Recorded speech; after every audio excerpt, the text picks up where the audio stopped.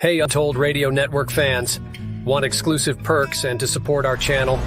Introducing our YouTube membership program with 3 amazing levels. Get loyalty badges that level up to different cryptids the longer you're a supporter. How cool is that? You'll also get access to custom Bigfoot emojis and priority in chat.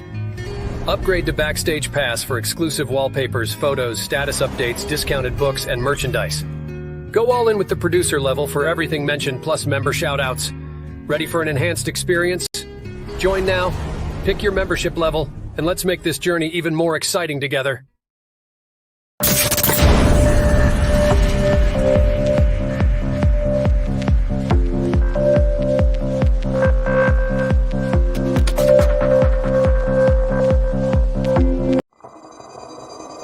paranormal, UFOs, monsters, mysteries. You're listening to Talking Weird. And now, from a cabin deep in the Northwoods, your host, Dr. Dean Bertram.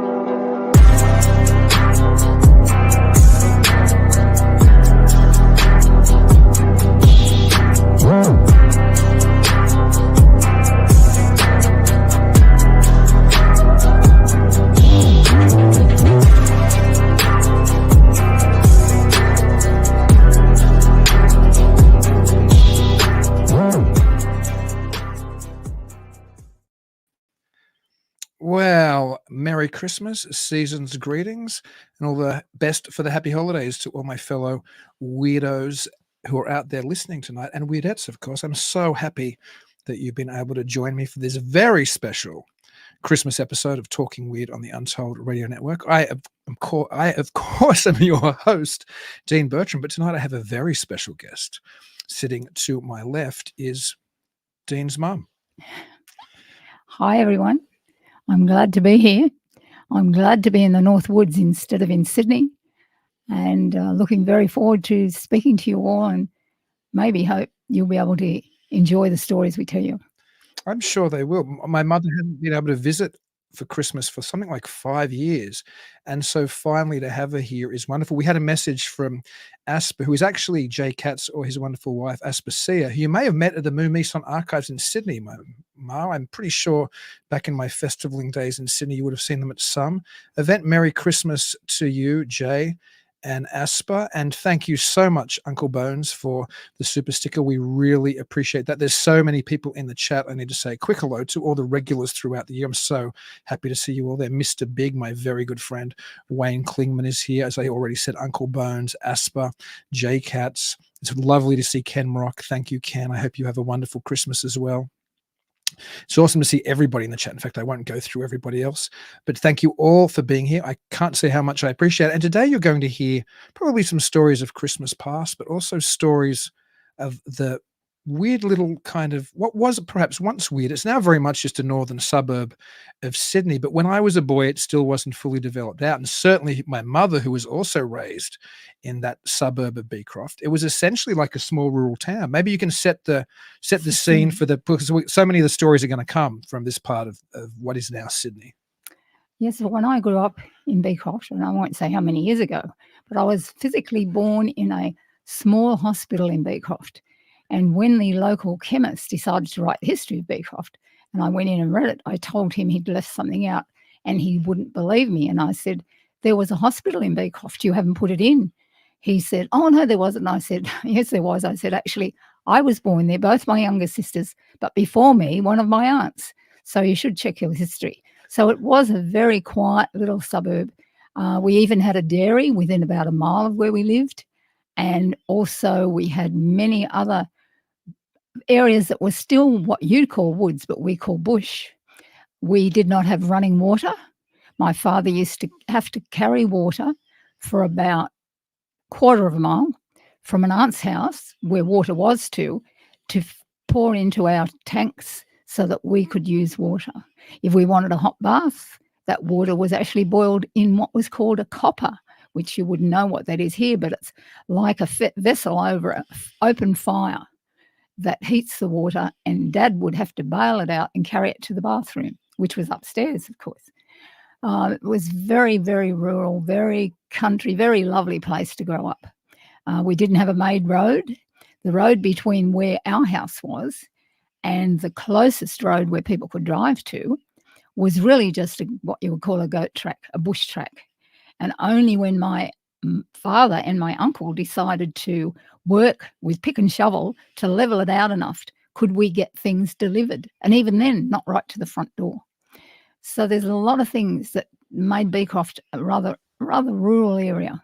I remember when I first started working in the city, people really thought I lived out in the country, which I didn't think I did, but I suppose it was very like the country. Well, you said people used to say at work to you, like, you live out in the boondocks, like you live in the country. So it was different. Now everybody thinks of that part of Sydney just being one of the many northern suburbs, but it clearly wasn't when you were younger. No, that's right. There was a lot of things about it that were really good because as we didn't have a real made road, and it was a long time till we did, there was no traffic coming through, none whatsoever.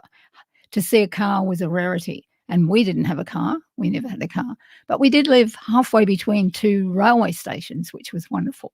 One of the other things that made it feel like a very country area is every morning at 9:30 on the dot, past our house, would go a steam train. And I know this makes me sound terribly old, but in those days, troops were still being carried on that steam train. And then they would go through to the Queensland, the state north of New South Wales where we lived, and then they would be shipped some way across to Darwin, which was the main place where the army was, I suppose, protecting Australia, because Darwin eventually was bombed by the Japanese. So this was World War II, is what you say, Yes. they were shipped away. That's I just want right. to say a very quick thank you to Patricia Younger. Coco, I really appreciate the super sticker. Thank you so much for your support. I hope you have a very Merry Christmas. So anyway, I guess that kind of sets the tone for Beecroft being this essentially rural small town more than you think of it as a suburb today. I know our family cut an awful lot of it literally out of the bush, which was there for, I guess most Americans probably do know, but the bush is essentially the forest and the woods. And I know when you were younger, there were genuine spooky rural fears. You've told me there was perhaps what was a wild pack of dogs you'd hear at night, and it would go through and kill things. Yes. My sister and I, because I only had two sisters, one sister at that stage, the other one's 9 years younger than me. I suppose I was about 7. She was about 5. We would be shivering in our beds at night because we could hear these dogs literally howling, almost like wolves, I suppose you would say, or we thought it was. And these dogs, every night it happened. And people in the area lost goats because they had pet goats. They lost sheep. They had pet sheep, because we all had not big acreage, but between half an acre to 3/4 of an acre, sometimes an acre. We had nearly an acre of land.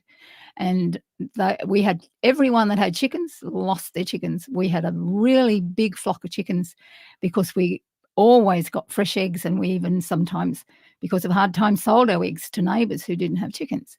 So we lived in fear every night, because we were such young children, of these wild dogs. We thought they were. We don't know. No one ever really saw them. Eventually, I think the police took over and did something about it, but I don't remember what happened. They just weren't around anymore, particularly after all the killings of all our stock and all our pets too. Sounds like a setup for a horror movie, some weird cryptid or werewolf I think, out there killing things yes, at night. But I think the only thing that protected us is we had a blue heeler dog, and you know that blue heelers are working dogs, and this blue heeler was a working dog. And mind you, he was chained at night, but they never came near our house. So they did kill our chickens down the bottom of our land, which was like a half an acre away. Killed every chicken. Next morning we went down, roosters, chickens, everything dead. Well, my dad was so upset and so disparaged because it had taken him a long time to build the flock up. Good grief. Yeah, it's for a suburb, which now is quite, what do they call it? Posh, like a it's posh, a kind, yes. yeah. Everyone used to say to me later on when I was working, and I said from Beecroft, I said, "Oh, you're one of the north side people." But it wasn't like that when you grew up. It was like literally rural boondocks. Boondocks, rural.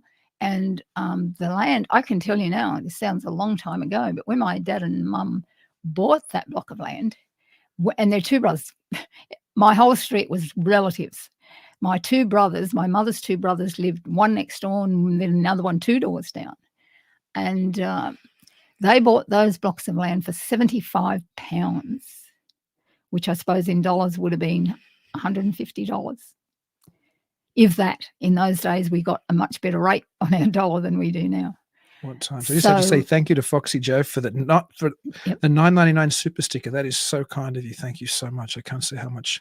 So I'd we just like to say appreciate that. thank you to everyone that supports my son. Well, you've always supported me ever Yeah. since I was a child. You never just tried to turn me off from my strange, crazy dreams to run whacked out film festivals and talk about UFOs and cryptids and ghosts and the like. Now, maybe we need to go down the more paranormal route, because what I used to love is you told me when you were little you were scared of the bunyip. There were stories about the bunyip. Can you tell me some of those, or just the overview of that? The bunyip, I don't suppose anyone really knows what it is, but it's supposed to be a very large, dark monster that frequents what we call billabongs, but you would call a lake or a pond.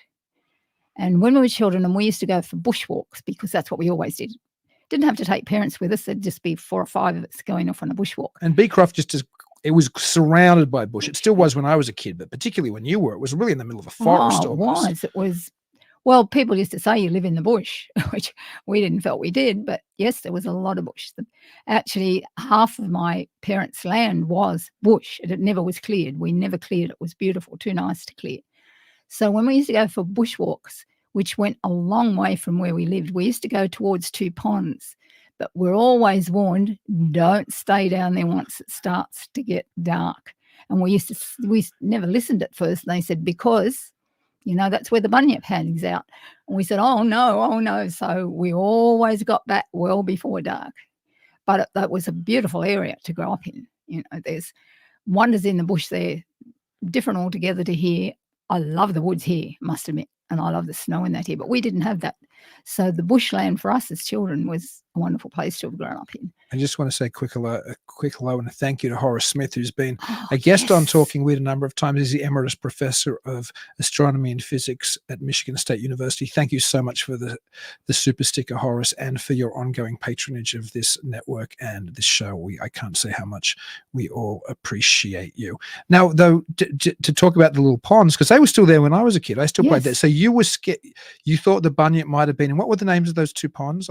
One sounds silly. We named them this as children, Swanee and Ducky. Sounds hideous, I know, but that was it. Swanee was the big pond, Ducky was a small pond. But also in that area, there was actually a fox's den. We did have foxes living in that bushland. Then they're introduced in Australia, but boy, they were dangerous too. Before the wild dogs, the foxes used to kill things. So there was always something around to be aware of. Bunyip, foxes, wild dogs. And one other thing in the bush. What was the other thing in the bush? The hermit. Tell us about the hermit. Well, we never really believed the story of the hermit because we always walked down that path. We'd never seen him, never come in contact with him. But we always went through down there. And then one day my mum said to me, have you ever seen the hermit? And we said, the who? And she said, the hermit. The man that lives down in the bush somewhere. He's got an old lean-to built up near some cave or something. And I said, no, we've never seen him. So after that, whenever we went in numbers. We never, ever went just 2 by 2. We went in numbers. But it did make life interesting. It really did. I wonder if it was, when I was a kid, there was still the legend of the hermit. That's right. So I wonder, was it the same hermit? It was the same hermit, yes. So he lived there for like 30, 40, 50 years. Good grief. He was living there before Mum and Dad bought the land. He must have been almost like 70 or 80 by the time I was a kid. Like very old guy. Goodness, because I heard he broke into a house and the people were kind of very nice. It was some old lady who lived there alone, and he almost used eventually under her house and did things. I mean, there were all these legends about the hermit when I was a kid. I heard kids at school say, we saw the hermit. He came and scared us when we were riding our BMX bikes through the bush. So that's a legend, perhaps based on a reality, which must have been going for. Oh, we won't say how old I am. No, but I mean like 50, yeah, 60 years. 50, 60 Goodness years. Gracious. Yeah, that's right. I want to say thank you to Uncle Bones so much. He's a regular supporter of this channel as well. We really appreciate the super sticker. And he was so kind. He said, your son is loved. You raised him well. So thank you so much, Uncle Bones. I appreciate my son. He worked hard to get where he is. And I always encouraged what he was doing. I know perhaps his dad sometimes didn't agree with it. He thought he'd be a lawyer or something, which was the last thing I wanted him to be. I wanted him to be what he wanted to be. Mama, don't let your babies grow up to be film festival directors and creepy podcast hosters. That's right, yeah. But anyway, as a matter of fact, when he used to have his film festival in Sydney, I used to sit on the, what was it, the desk for the special You people did. coming in. My Yes. God Yeah. bless you. My mother Yeah. actually would sometimes sit on the info desk, especially in the earlier days before we had a bunch of volunteers. You did do info desk That's duty, so right, that's a yes. dedicated. Yeah. That's a dedicated mum. Now let's snap forward to when I exist.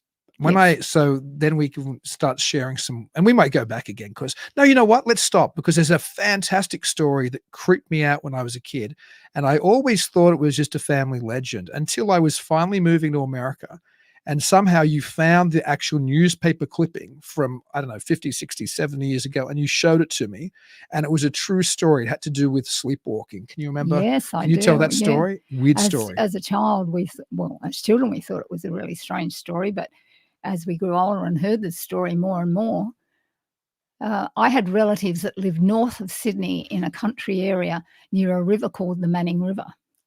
And there was one of my mum's cousins, I believe it was, could have been second cousin, not first cousin, lived there with her family.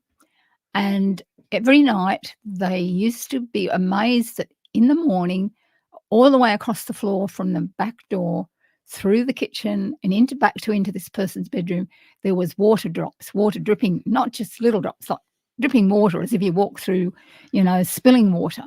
And they could never work this out. They didn't think much about it. The mother would just clean it up and not worry about it.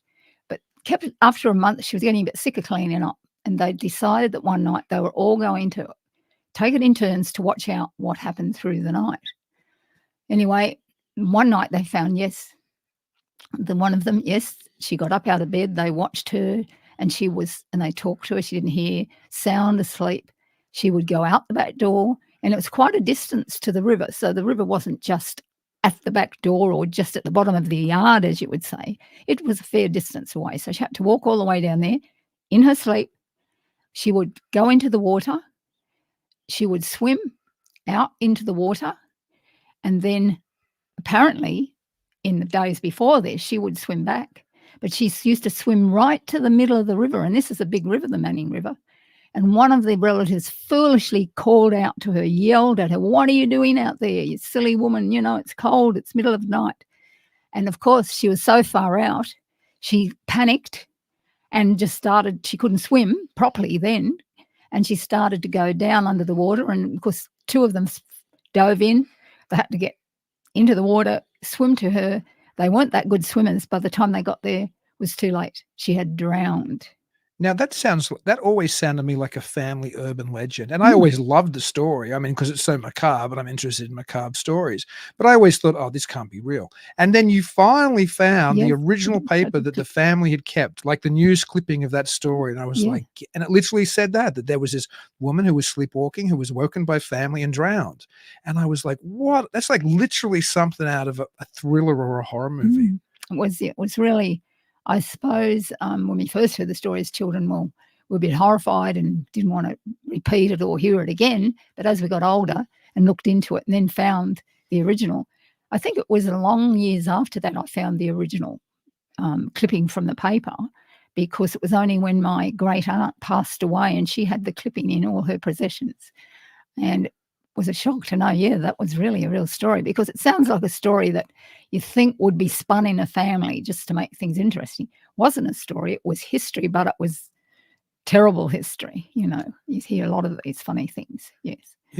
Something I didn't, because some of this I mentioned, we obviously chatted a little bit about some of the stories. I always remembered my mother telling me that I wanted to hear tonight, because I was always fascinated by them. I hope some of you listening are as well. But something we didn't talk about, but I'm sure you can tell the story, because people who are interested in conspiracy and Illuminati stuff are fascinated with Freemasonry.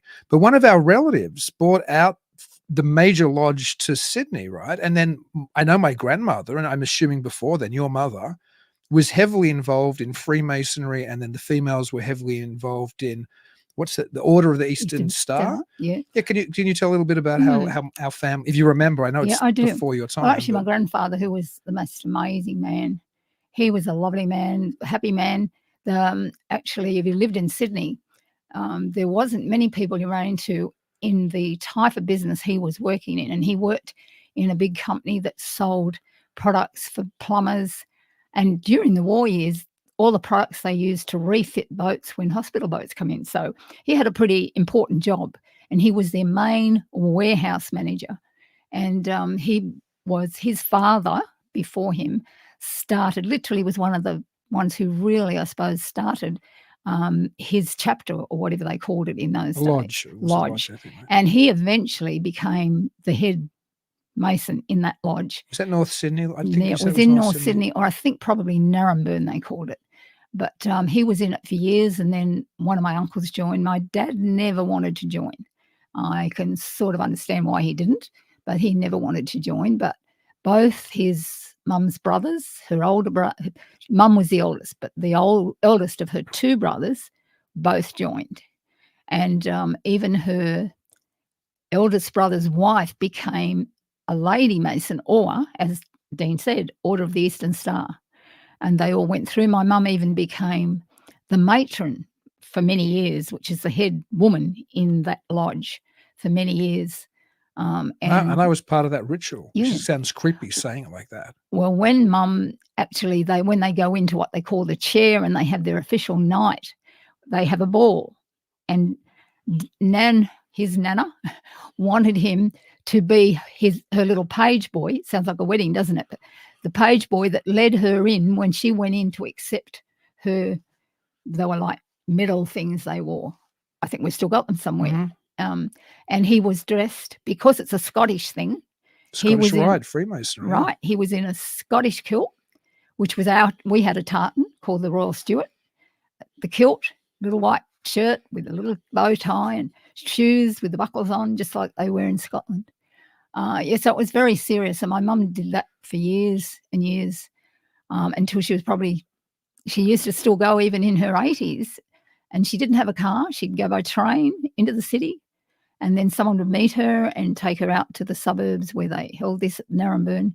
But that's funny, but that's where she should be in a chapter, because that was the area my mum was actually born in. And in those days, all born in the home, at home. Gosh, imagine. Right. But the Order of the Eastern Star, I remember at Nana's funeral, the women from the Order of the Eastern Star, a group of them came and did, I shouldn't say strange, but it's not a ceremony you'd normally see at a funeral.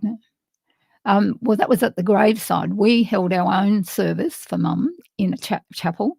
But then after that, they gave a graveside service around the grave, and unfortunately the piper they were going to go, because one of the ladies was a piper, was ill and couldn't come, but it would have been a genuinely Scottish Mason type funeral. But it still was. They still had all the trippings of it, and I was a little bit horrified because I didn't think they were going to do that. But I'm a little horrified I was part of a Mason ceremony when I was a kid. That's right. Maybe that explains an awful lot about me. Maybe it was some MK Ultra thing that sent me down the rabbit hole of weird. I'm half joking. Now let's go maybe to the house I grew up in Beecroft, which was only over, we always said over the hill, because my grandmother still lived literally like 6-7 houses over the hill, was with the house you grew up in. And then you'd built on a property which used to belong to another member of the family that I believe you and my father had bought the property from. But then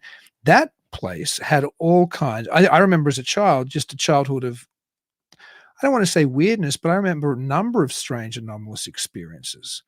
Maybe one of the weirdest, and maybe you can tell the story, is the handyman who responded to something in the house, and then he thought there was something weird under the house. Right. You tell the story, because you're here to tell. Well, we're having a small alteration, or you could say not actually a rebuild or anything, but we're changing the angle of the front door, because the front door always opened into the hall, and really sort of upset when you enter the house that you had to have the door closed to get past the hall. So we changed it so that didn't have to happen.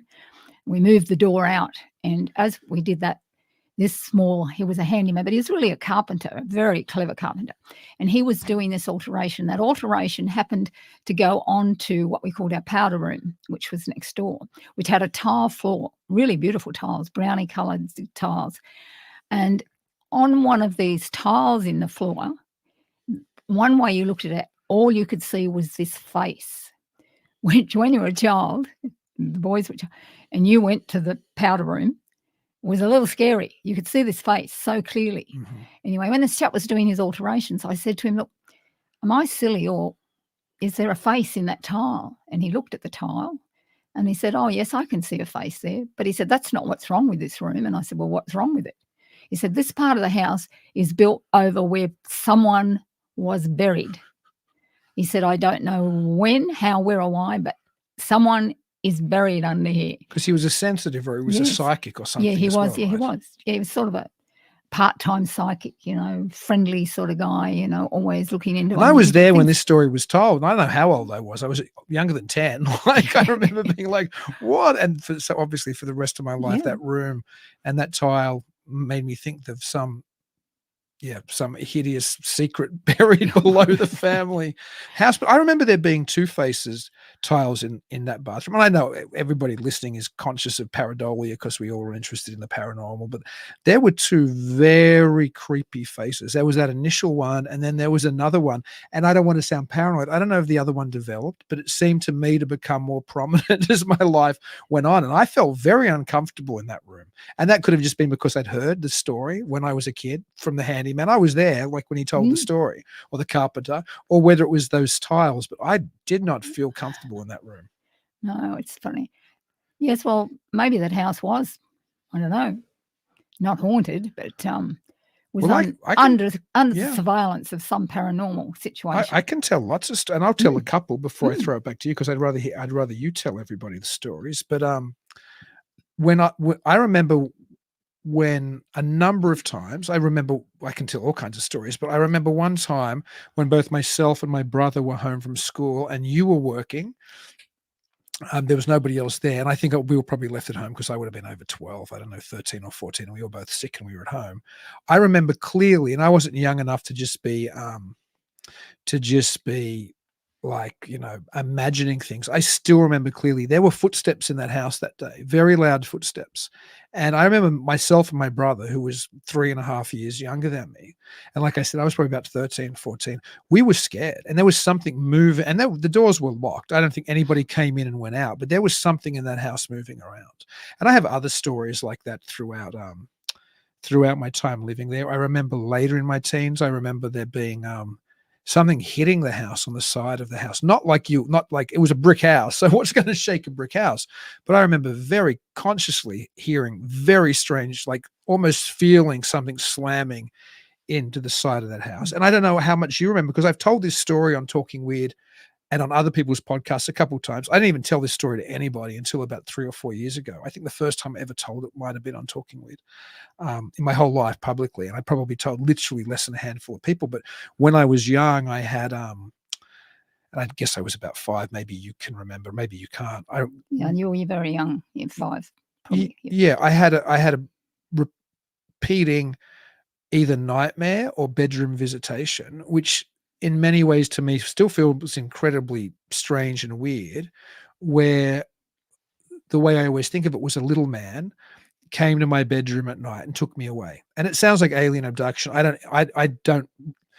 don't think it was an alien abduction. I don't think it was extraterrestrial. If anything, my memory of the little man, as twisted as it probably is after 40 years or something, is probably closer to something from fairy faith, like goblin-esque. But this little man would come and take me away consistently at night. And I don't know if that had anything to do with the house, or if it's just my mind was going through some childhood psychological, growth, or it was some psychic crisis I had to deal with. But it came again and again and again until finally I knew he was coming. And I thought, when he took me away, and I don't know if I've ever told you this, I'll tell you this story. The only time I remember when he took me away, I don't even like talking about it now. I always feel weird when I talk about it. I know he took me away a number of times. My only memory of where I was taken was, it was a large space. I think now as an adult, maybe it had kind of vaulted ceilings or a dome or something, but I just know seemed very high up. It was illuminated, it wasn't dark. And I remember being there with a little man. And then I was very conscious of, there were figures who were much taller than me next to me. And I remember thinking one of them was you. well, I'm pointing at my mother now for those who are listening, not watching, because I guess when you're a kid, you're used to being at your mother's legs when you go shopping or when you're at a party or when you're at some event. And I remember pulling on the thing's legs thinking it was my mother to get her attention. Like I was obviously scared. And then whatever the thing was bent down and its face was like, not very far away from mine, probably six inches or a foot or something. And it was not my mother and it wasn't human, and being absolutely terrified. That's the only time I can remember where I was taken. But anyway, this happened in that house at Beecroft consistently. And then finally, I don't know what happened after that in that memory. I have no further recollection. And of course, memories change. And I myself am very conscious of how unreliable memories are. But I've long remembered when one night I thought the little man was coming to take me away again. And I was never, ever, ever, ever, ever coming back if I went with him. And I fought the little man. Kind of, like a kids wrestle and they tumble. And it reminds me of me wrestling and tumbling with other boys that I fought at that age. You know what I mean? I have very strong physical memory of it. And I don't think I beat the little man, but I must have reached some impasse and he never came back. So I don't know. I don't know. I can't remember ever expressing those stories to you when I was little, but I'm sure I might have woken up and screamed in the middle of the night or something. Many times. And I didn't know why, and you never told me why. So. Yeah, I honestly never. Yeah, I never remember. I'm not sure even if I told you that story, you might have heard it on Talking Weird. But I honestly don't remember telling you that story. Actually. Yeah. But I remember my father coming in one night when and I think I had night terrors a little bit later because I have memories of that which seem very different to memories I have of a big black dog coming into my room and sitting near the bed and looking at me. And I know one night. And I think it must have been a bit later because I never thought of the little man as an alien. But one night later, so I'm guessing somewhere between 5 and maybe 8 when I knew what aliens were, I remember waking up with traditional type sleep paralysis, which I know now. I didn't know what the devil's sleep paralysis was then, not being able to move and thinking there are aliens at my window. But I think I might have seen In Search Of by then. I might have even seen Close Encounters of the Third Kind by then. But I do remember, I don't even know what one it was. It was one of my many night terror nights. I remember very clearly something being in my room, me screaming, and I remember Dad coming in and picking me up over his shoulder and carrying me into both of your bedroom. And I remember just being so relieved that I was out of there. So was it something I did regularly? Was I often screaming in the middle of the night? Yeah, there were probably a lot of things in your life, health-wise, and that might have contributed to this, I don't know, or me having health problems. But, yeah, you did. Yeah, that's right. Your brother only ever did it once or twice, but his was a different situation. He was younger, and I don't remember anything else apart from that. Did I ever tell you why I was scared? Or? No, you never would. I can't remember telling you. It's like you were too scared to tell us. That's the thing. You know how children can be? Too scared of a child. You hadn't been abducted, but say you had been in a funny sort of way. When children are abducted, they can never tell the story to anyone of what happened to them when they're found. And it was something like that, I thought, It's interesting because I know a lot. They talk about kids in people. I know Jay Katz will know this, and I'm sure lots of the other listeners will be conscious of it as well. There's stories in some of the David Paulides Missing 411 material. And David Paulides, if you don't know, Mum, is somebody who's first realized that there were strange disappearances in national parks, and they often had similar patterns in how they happened.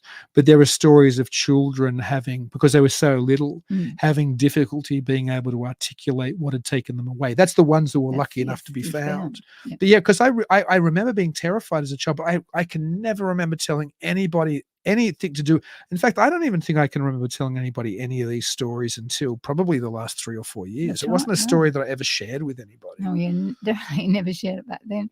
But you may remember me telling you about, actually it was your stepfather.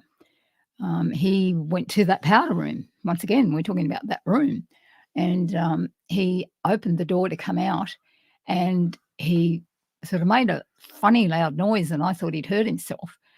By the time I got to him, because I'd been in the kitchen, he said, "Didn't you see that?" And I said, "What?" And he said, "This dark figure just went up the hall in a rush into the bedroom at the corner," which was the room that Dean used to frequent when he came to visit, and it just disappeared into the room. And he never heard anything again. He went in, nothing there, never happened again. But it was this dark shape, like he said, I couldn't describe, but like a man flashing by that you could see through. And that was, once again, to do with the powder room, to do with that room.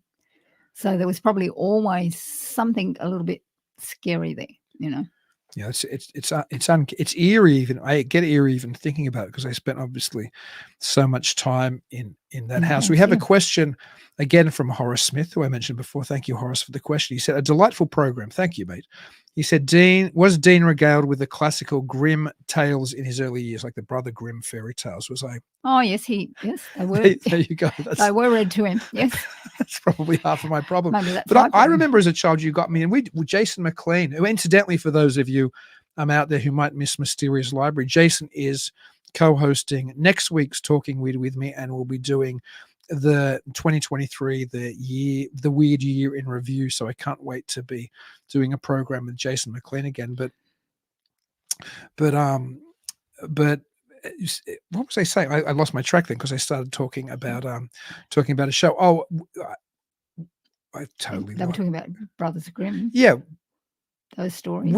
And I, it's funny. I read those stories to my daughter still to this day. Like we have the classic Brothers Grimm here because I think the sanitized versions today don't have the I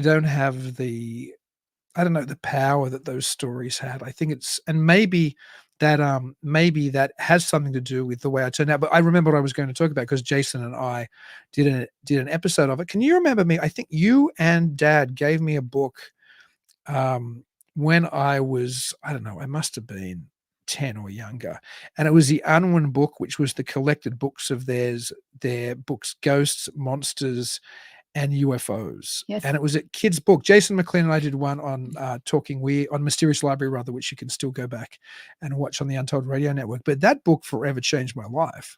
That book, Horace was asking if the Grimm brothers were read to me as a child, and I'm pretty sure they were, but it was that book that you and Dad got me that made me probably in a way become as crazed about this type of material as I am. And also I remember watching, in Australia it was called, I think, Great Mysteries of the World, or Asper, something like that. And Jay will remember Great Mysteries of the World or Great Mysteries of the Universe. But here it was called In Search Of. It was the show which was the vehicle for Leonard Nimoy, whose fantastic narration and the accompanying spooky score and sound effects really drove that movie home. But I do think as a child, it's an interesting question that Horace asked, that what I was exposed to in many ways did lead me to have this interest. Now, I don't think I was exposed to Brothers Grimm pre-5. I don't think I don't think that's the reason I got abducted by the little man or thought I was getting abducted by the little man, but certainly my interest of the weird probably does come in many ways from you. And you would tell me the stories of the family. You would tell me these weird stories. All these weird things.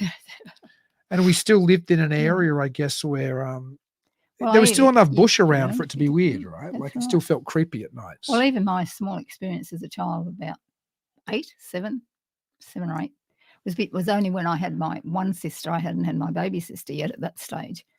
And we used to sleep in the same room together, literally next door to a small hall area where there was a very large linen closet, and it was next to the bathroom.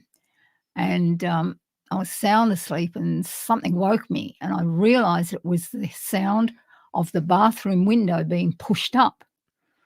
And I didn't really think that was unusual for a moment, because I thought, oh, maybe Mum and Dad decided, it's a warm night, they wanted to let there. I don't know what I thought.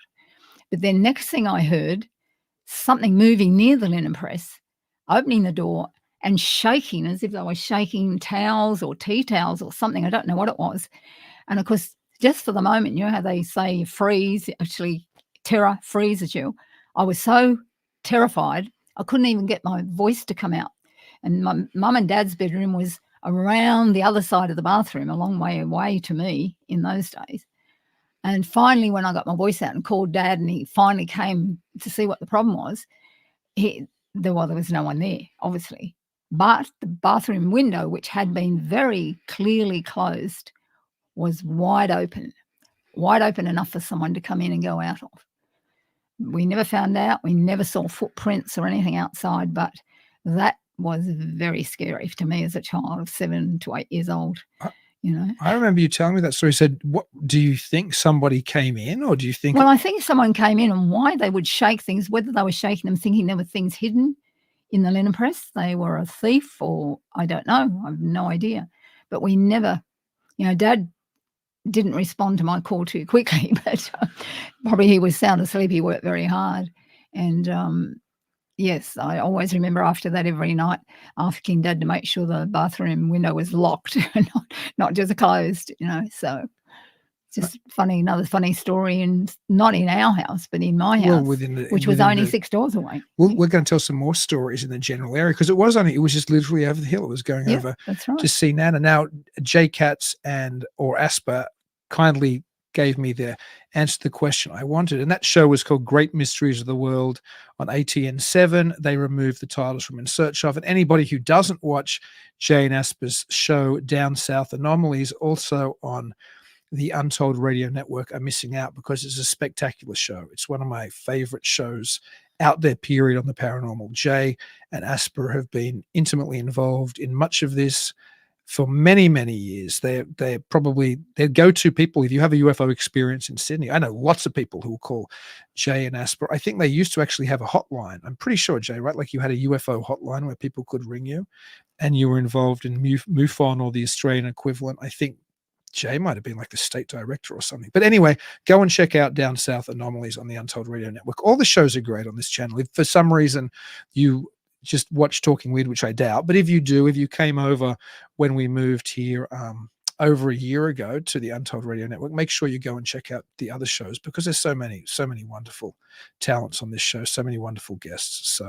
So check them out. But other than just our family stories, there were neighbors in the area who had weird tales as well. I might help you with this, because I might or might not have talked. No, but you can tell me you can tell the initial story, and because I know I talked to him extensively. Our neighbor, we won't say his name because he might want to go public with it, but one of our neighbors in Beecroft had an anomalous experience which really impacted him with something in the sky. Can you maybe set the tone for it? Well, I didn't talk with him, but I heard the story, and then eventually the photos that he took and had made up into a very large, like, wall plaque to put on the wall, or poster, whatever you like to call it.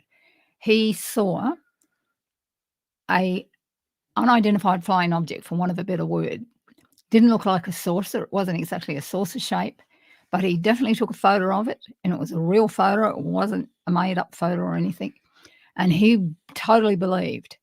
And it was there. He said it hovered for a long time. It didn't just pass over quickly. It just wasn't a streak of light. It wasn't just light there and disappearing. It hovered slowly over where they lived. And their tree had, like us, had very tall trees, but this was way above the tree line. But the trees, weren't that far. It's not like a tall building. But he took photos of it. He still has those photos. And that's the closest I've ever heard of anyone coming to seeing what we consider an unidentified flying object. And I think he took it to some of the so-called authorities, but no one wanted to take it any further. Or maybe they knew about it and didn't want to follow it up. I don't know. But he told Dean, because he knew the track that Dean was on. And I think this might have been when I was doing my PhD, or shortly thereafter. It was when you're doing your dissertation. Yes, that's right. And he thought it might be of interest to him. But that's right next door to us. So if we'd been out there, I don't know why we weren't out there, but we would have seen it too. And it clearly, like, as a lot of people who are experiencers or witnesses, it clearly made a serious impact on him. I know after that I lent him some UFO books and he read them, and I'm not sure who he employed, but he employed an artist. I'm guessing maybe the artist did it for free, but he had this wonderful artwork of, I think, maybe him and his family looking at the whatever the ship or the phenomenon in the sky was. And I seem to, now I haven't seen the thing for probably 15, 20 years, but I seem to remember that it was more cylindrical maybe, or more, it definitely wasn't saucer shaped, just like you said. Cigar shape. Yeah, maybe it was something like that. Those big airship type shape. Yeah, maybe it was more Zeppelin shaped. I think that's a better description. But it clearly, and this was a man who was an ex-police officer. He'd worked in private security. He was super switched on, super practical guy. Like, this isn't somebody who was going to confabulate seeing a No, UFO in the that's sky. Like the fact that it moved him so significantly, somebody who I think had no interest in the paranormal or the weird or ufology prior to that. And I always think of him as an example of how people can be touched by that weird moment and it really impacts them. Like I think I'm not saying it changed his life, but it was something that obviously hung around his psyche for a long time because Made him think, that's for I sure. was very conscious. Mhm. I was very conscious of how much it had impacted him. That's right. Yeah. But he also, and we won't go into the details necessarily, but he was also sure that he saw a family member who had passed away in our family Oh, yes. walk down our driveway, right? Yeah. He was positive. On 3 occasions, not just once. He told me, which, as you can imagine, that shook me. Yeah. He said, no, saw him walking down there. He said, large as life. I said, I wish I had, but it was really amazing. And again, this is a man who was very, I think he'd been a senior police official. He was in private insurance. He was Nothing. and investigations, and he might even have had a law degree by the end. I don't know, but he was a super switched on, super honest, objective, the type of guy you'd want to go to, to battle with you if you had to. And this is a person who was having these experiences as somebody who wasn't a traditional experiencer, I don't think. So that's Beecroft, obviously, had some very. There might be other secrets we don't know about because we don't know things from other people. We've never talked to other people about. By the way, J-Cat said you deserve your own podcast, Mum, so thank you. Oh, J-Cat, thank you. You better be careful. She might be the next co-host on yeah. the Untold Radio Network. Yeah, I'm available. There you go. Maybe we'll talk to Doug. But I think that this is most of the stories we covered when we were just chatting in the truck today when we were driving to town, because that was really the prep we did for. I'm trying to think of other weird encounters and experiences within that part of the world. Yeah, I'm trying to remember that I heard about, because I know there was. Oh, here's a cool story which I loved growing up. I used to have, when I first started a film company, and I don't. It wasn't a real film. I mean, I was still a teenager when I was first making movies. But I called my film Sleepy Hollow. I called my production company Sleepy Hollow Productions, and this was before the Tim Burton Sleepy Hollow. But I was always interested in the Headless Horseman and the like. But you said there was a weird kind of Sleepy Hollow story with Beecroft back in the day. Maybe you can tell that story. About that till today, no, I didn't know about that till you told me today. Well, I probably was in, I don't know, early high school, as we call it in Australia, probably maybe first year or second year. And but it had been going on for a little bit longer than this. Beecroft, as we said, was sort of semi-rural, and it was Beecroft town or suburb, which is a very, very small suburb, didn't have lots of shops or lots of banks. Actually, the bank was in a tiny little wooden building on a vacant block of land on the corner of one of the main streets. And the grocery shop was the old-fashioned grocery store, which had a counter all the way around. So you went to each counter to buy something, and the butcher's shop was next door in the same building. In between, there was a doorway that went to upstairs where people lived. But there was houses up the main street, which is now full of shops and cafes, and you wouldn't know. Anyway, it was really, but by about 5 or 6 o'clock at night, even on a weeknight, once the people who worked in the city had gone home by train, because nobody drove in those days, they come home by train, walk from the station. They didn't travel miles to get to train from somewhere else. It was quiet. Everyone used to jokingly say it was so quiet in Beecroft and there was no one around. You could shoot a cannon down the main street and you wouldn't hit a thing, wouldn't hit anything. But anyway, there were these group of young boys, I suppose. I say boys, they could have been young men, I don't know, decided on one occasion that they were so sick of it being so sleepy, they didn't like it. And on Saturday night, they painted Sleepy Hollow on every surface fence they could find, actually within what we would now call the suburb limits where all the shops are. And it was written up in the papers, I think, from memory. And, of course, everybody then wanted to come and see why it was called Sleepy Hollow. It was Sleepy Hollow. It was no doubt about it. So I never knew that story till today. And I don't know, only him telling me that did it shake my memory, because I'd sort of forgotten about that. I mean, it wasn't a creepy thing or anything to me, but it was very unusual, especially the next day when you went off to school to catch the train and you saw the signs everywhere, because we didn't have graffiti in those days. There was no such thing. I can imagine. So, yeah, it was a very sleepy town, I have to say. Yeah. I mean, to a degree, it was sleepy still when I was growing up, but that idyllic 70s, early 80s kind of Beecroft was that kind of Australian suburbia. But there was still a semi-rural feeling even then, because there were fruit trees on the empty block next to us. Yeah. We would play in the bush all the time. We invented stories. I remember we'd scare some of the neighborhood kids with me and some of my friends that there were real monsters living in the bush.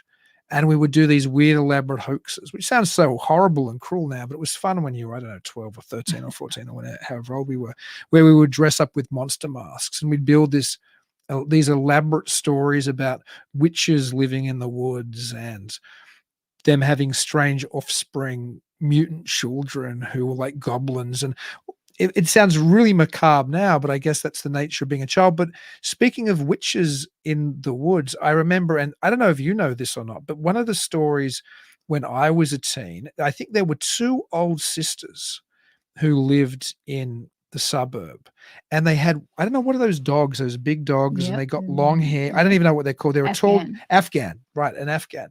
And they would walk their Afghans at night, and you would never see these two old, and one of the poor old darlings was almost bent over. She obviously had such bad orthopedic problems. She was almost bent right over.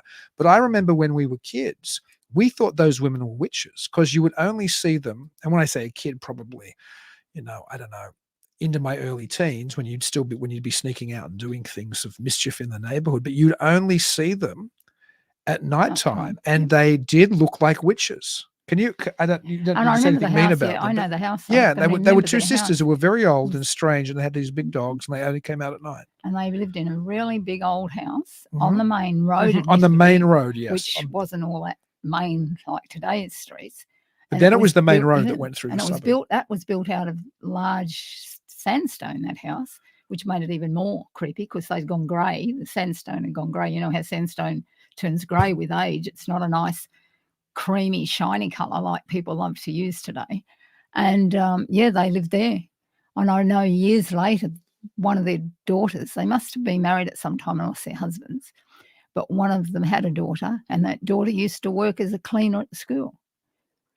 Ah, okay. Interesting. She wasn't a witch, I don't think. No, I mean, this might just have been the teens and pre-teens of my era, because I know I asked you before today if there were haunted houses in that area, and you said no. But I know when I was a kid, when I was in, I guess, that age between when you start to roam around and do things with your friends between, I don't know, maybe 10 and 14 or something, there were houses we thought were haunted houses, and like there were rumors that this was the haunted house, and you would go and do things like knock on the door like you see in teens doing in American movies and run away. We had a question again from Horus Smith. I love your questions, Horace. Was Dean's mother surprised when he ventured into the weird? A little, but probably not desperately, because I knew what his writings were like. I knew that the road he was going down wasn't what I know his father would have expected him to do. He thought that with his knowledge and brains, he probably would have gone into something like being a lawyer or something. It was always about that, like people do. But I never did, because I knew that was the last thing he was interested in. And I was fortunate enough to actually, before we got into the modern computers, use an older style computer to type his master's thesis. So I knew what he was into. And when his stepfather and I actually went to America, we went to visit a friend of his who he had used this friend's writings and information in his master's degree. And this guy was a little bit crazy, on the strange, crazy side. But nonetheless, he was a friend of Dean's, so we went and visited him. So it didn't surprise me at all, really, that he... I must admit, when he started his... There was a period between my BA and my MA where I wasn't doing anything weird. Yeah. Like I think my interest in the weird had petered out maybe in high school. And I got interested in, cool... Well, believe me, I was far from a cool kid in high school. But I think I got interested in more standard... Well, maybe not occult weird kind of things, maybe other weird things, maybe like comic book collecting or something. But I don't remember having this interest like throughout high school. I don't remember having it, but something happened when I rediscovered stuff post my bachelor's, because when I did my BA, I was fairly normal, and then I became a private investigator, which was a crazy job, but it was a fairly normal job compared to this. But something happened, and I think what happened was my memory of the little man story when I read a book on alien abductions during my BA and into my MA, and I think that's what made me. I think Yes. that's what. So can you remember a period where I was more normal? That's an alternative question. I mean, I kind of remember a period where I was more normal. But I remember when you went in your gap year, remember you decided to defer for a year because you weren't quite 18 when you finished uni. When I finished high school, you mean? When we finished high school. Yeah. You weren't going to defer. I made you defer. No, I'll tell the story. Yes. God bless my mother, because I didn't want to. I'd gotten a place at the University of Sydney just in a bachelor's degree, a BA, and I was like, I don't want to go back. I want to travel the world and do fun things. And my mother, this goes to show how wonderful a woman she is. She went to Sydney University and deferred my spot because I didn't even want to go. And she went, I'm going to go in there and defer. I'm like, do whatever you want to do. I'm never going to university. And the year after I'd fooled around and been an idiot, I was like, oh, I can go to university now. I'm so glad my mother deferred that spot that I got. But one of the things he did, you might understand, a lot of people go to see Europe and do the normal things. I suppose they go to the Louvre. They go and see, the Colosseum in Rome. They go and do various things. But no, the one and only thing he really wanted to do was visit Dracula's castle.